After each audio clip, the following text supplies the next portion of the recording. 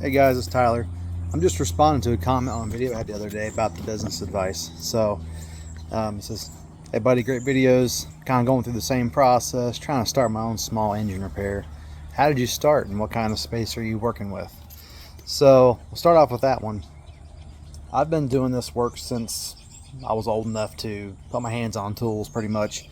Dad and grandpa drag race, so I was always intrigued by engines, but specifically small engine. I got my first job as a mechanic for a landscape company a couple years after graduation and worked on a bunch of different things, from small as, you know, your chainsaws, weed eaters, trimmers, things like that, and then up to zero-turn mowers, bobcats, dump trucks, kind of everything. And I had a mentor who was a son of a, you know, he's a multi-generational farmer, so he's got family and things like that. So he taught me a lot of things about small engines.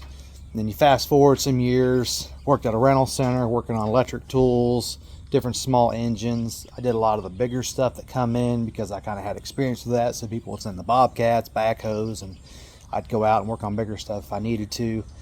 But realistically, that's kind of how I started out with the experience. But to physically start out to do my own business, I work out of my home garage here, which is not very big. This is a single car garage. There's not much to it.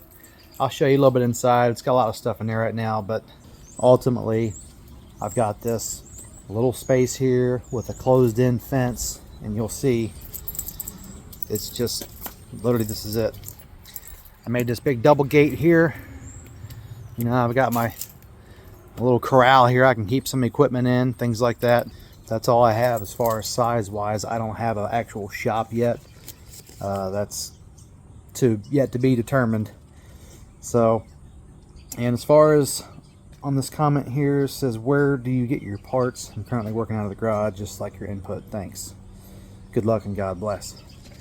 So first thing you need to do is, if you've already got your LLC established, you know, proceed to the next step. If you have not, it's really cheap. I think for Ohio, where I'm at here, it was maybe even 50 or 100 bucks. I can't remember. Hasn't been that long ago, but it's not much to register your LLC. So once you get that done, then you can apply for a vendor's license if you plan on reselling parts.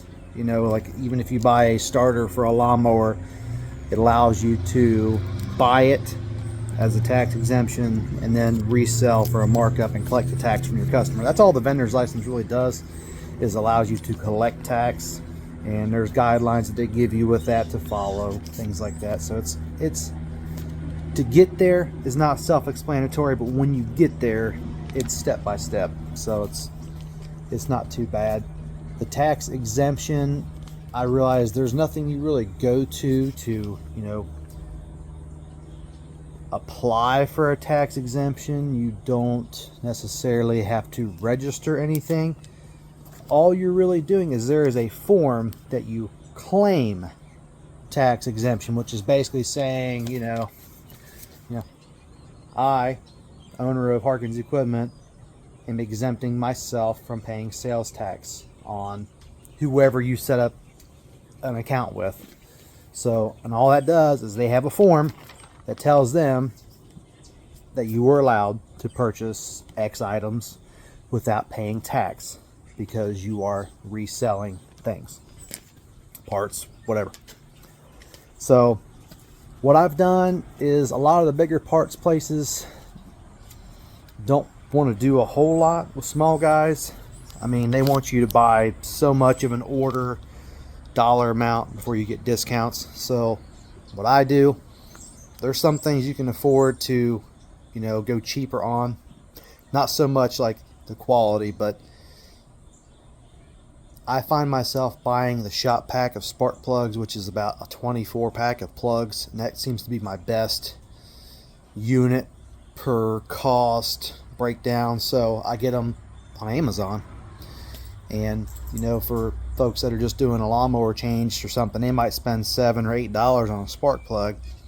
And if you pony up the little extra bucks it costs to buy a bulk pack, you're going to get more spark plugs at a greater value, get your price down, That way when I go to sell to a customer, I can still usually sell them a spark plug cheaper than they could buy it themselves, which is a benefit for the customer. It's a benefit for me.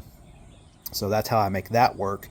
And I don't go off-brand with the spark plugs. I'm either using NGKs or Champions. The bulk packs that I've gotten in there are the RC12YCs from Champion. They're a good plug. You know, you just yearly service them and check them and things like that. So other parts, if I'm working on ATVs, Polaris over here, and I've also Kawasaki, like Chinese Kawasaki's, other things like that. There's Partzilla. Oh, and I've worked on some Arctic Cat side by side. So that is a, well, it's Textron now, but it was Arctic Cat. I've got an account with Partzilla. It's a no cost to create an account.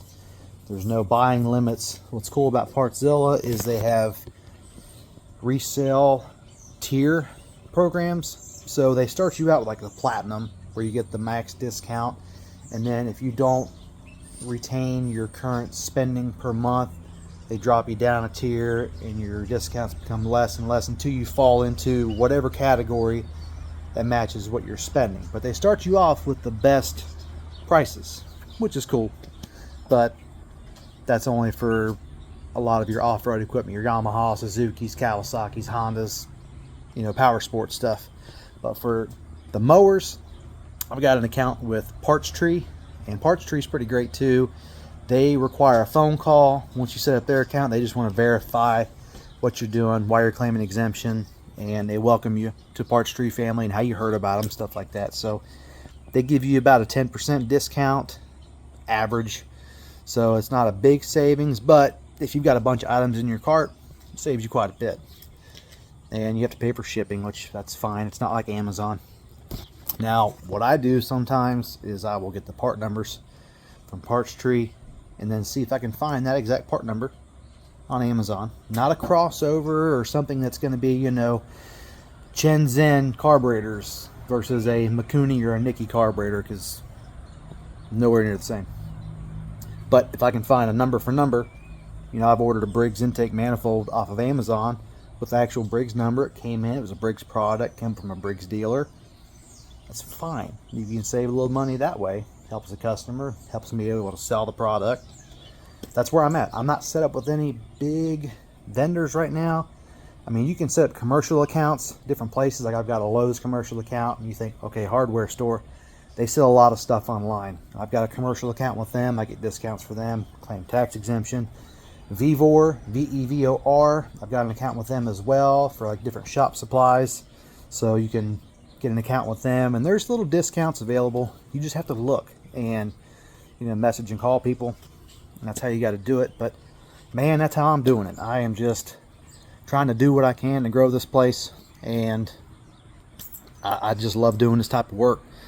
And you have to go where the parts are at to find things, and unfortunately it's cheaper to wait on parts than it is to go out and get them. I mean, I've got an O'Reilly's account, and they've set me up with a pretty good commercial account.